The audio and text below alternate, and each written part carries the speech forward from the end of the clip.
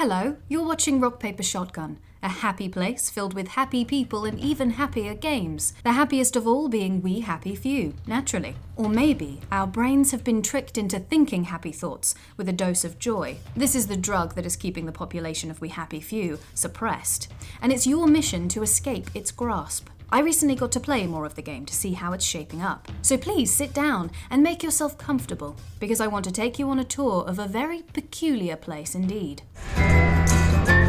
Oh, that's quite promising.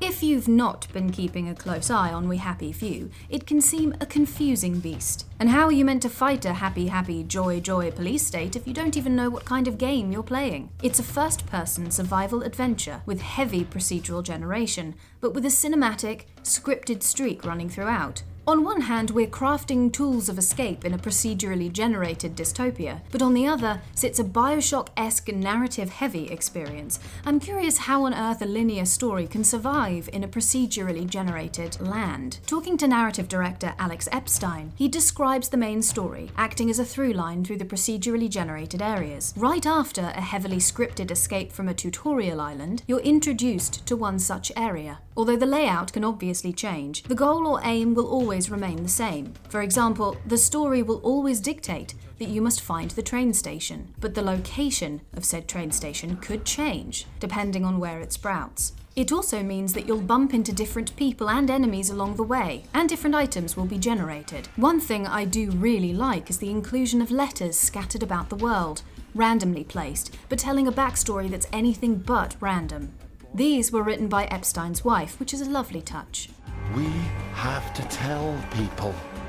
They need to know the truth. Getting one person through the disturbing world of We Happy Few is quite the feat, but we have three of the poor things to contend with. You play each of these characters in sequence, playing out their arcs in relative isolation, save for odd moments of narrative crossover. The three heroes obviously exist within each other's stories and can reflect upon its happenings and each other in revealing ways. The story of We Happy Few is as much about personal responsibility and denial as it is about perspective. So you'll not only find memories of the dark past floating eerily about this world to collect. One of the heroes might happen upon a side quest that takes them to an area that then plays a key role in a later hero's story, and the two visits may show how different the world can appear, especially when you start factoring in the hallucinatory substances everyone is having to neck to avoid the bobbies. But as well as offering different perspectives on familiar ground, each character brings their own survival style to the mix, ranging from pharmaceutically powered stealth to aggressive guerrilla warfare. But what else do we know of these people who comprise the rebellion?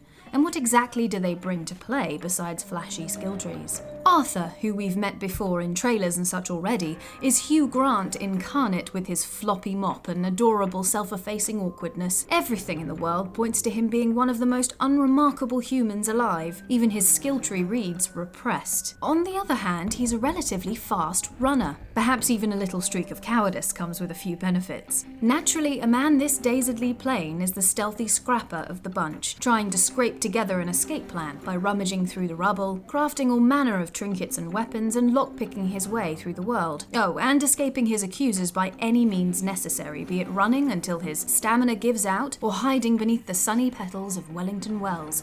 He's basically the survival side of We Happy Few at its purest. So it makes sense that he's the first hero we meet. Learning to keep him alive gives us the education to keep more colourful protagonists alive too, and you're going to need it. Oh dear, look at the meters. What on earth has he been up to? Next up, we have Sally, who's like a mix of Edie Sedgwick and Emma Peel, which is about as good a mix of two people as you're ever likely to get. She's a frank but brilliant chemist, and has the unique challenge of navigating the world as one of its most famous it girls. Dressed to the nines in quintessential mod fashion, she even manages to make those ghastly smile masks work for her. As one of the world's more famous people, Sally has a very different experience to Arthur. She may wield more influence with certain characters, but she's also got one of the more recognisable faces around. Her mug is plastered over the world in posters, forcing her to adopt a much more stealthier approach to survival. Spinning all of these plates as the girl of the moment isn't at all easy. or safe. More so considering the incredible secrets she covets and treacherous career path she's chosen. Her scientific skills means that she supplies the richest and most powerful in Wellington Wells with her dubious concoctions. Thankfully, these drugs can double up as defensive tactics as well. Instead of strangling or strong-arming enemies, she sneaks up behind them and stabs them with a knockout syringe. It's a very different pace to the chaotic bludgeonings of Arthur's story, and sets us up perfectly for our third and very different hero. Isn't that the decision we all made? Oh.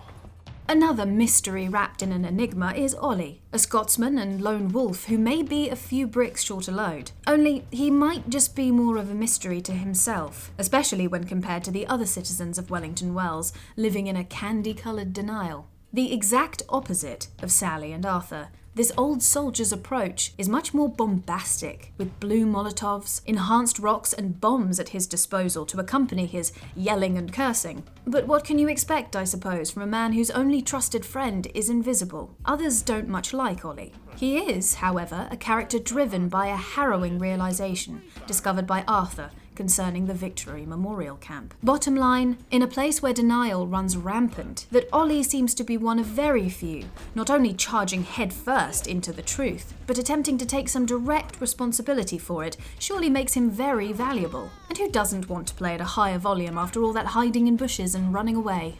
Wakey, wakey, everyone. And it's another fabulous day in Wellington Wells. If you've spent time in Wellington Wells during the game's early access period, you'll likely notice that the neighbourhood has been through some changes, not just in the procedurally generated sense. No two neighbourhoods are ever technically the same, but in the general level of polish.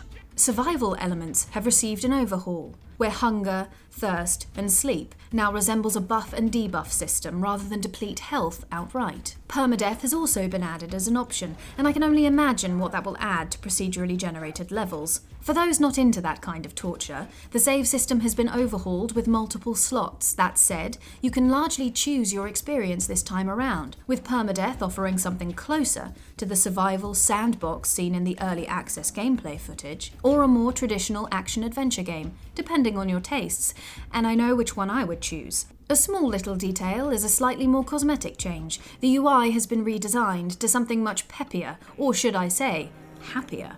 It's also a bit more intuitive as well, with large, expressive logos, cogs, and wheels to contend with. After several years of mixed messages and an early access version that garnered all kinds of reactions, We Happy Few is taking some much-needed shape in the final run-up to the August release. 3 new stories are folded into this darkly funny game of conformity, lies, and psychedelic drug usage. It can be a survival sandbox experience, should you reject your meds, or an action-adventure if you'd prefer your blood to flow like butterflies and the roads to be painted in rainbows. Not quite all things to all people, but an experience that has evolved a great deal, and in exciting ways that I can't wait to experience myself in full. I hope you enjoyed your stay at Rock Paper Shotgun. Please take your smile masks with you. You wouldn't want to be a Debbie Downer, would you? They shape your face into a smile, and when you smile, you can't help being happy. And please do consider subscribing to the channel. Don't forget to click the notifications bell to hear when we next publish a video, and of course you do. Thank you for watching. See you all soon.